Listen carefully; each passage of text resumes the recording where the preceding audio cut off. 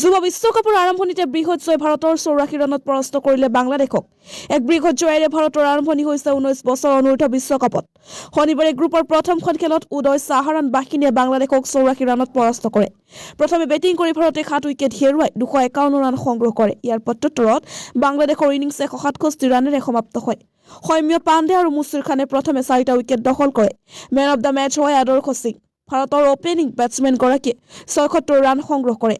টছত জয়ী হয় মাহফুজুৰ ৰহমানে ভাৰতক বেটিং কৰিবলৈ প্ৰেৰণ কৰে। আৰম্ভণিতে ভাৰতে 2টা উইকেট হেৰুৱায়। আৰ্চিন কুলকাৰ্ণি, মুছিৰ খানে কোনো ৰান নাপালে। তৃতীয় উইকেটত আদৰ্শ সিং, উদয় চাহাৰানে 116 ৰান সংযোজন কৰে। ভাৰতীয় অপেনাৰগৰাকীয়ে 96টা বলত 76 ৰান সংগ্ৰহ কৰি আউট হয়।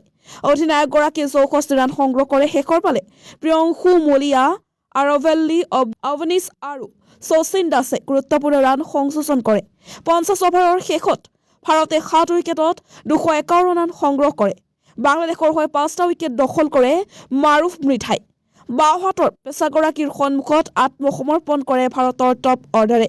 আনহাতে ৰান চেজত সম্পূৰ্ণ আত্মসমৰ্পণ বাংলাদেশৰ। 50 ৰানৰ ভিতৰত 4টা উইকেট হেৰুৱাই কেৱল আৰিফুল ইছলাম আৰু মহম্মদ শিয়াব জেমছে কিছু প্ৰয়াস চলাইছিল, কিন্তু সেয়াই যথেষ্ট নাছিল। অৱশেষত 45.5 অভাৰত 167 ৰান সংগ্ৰহ কৰি বাংলাদেশৰ ইনিংছ সমাপ্ত হয়।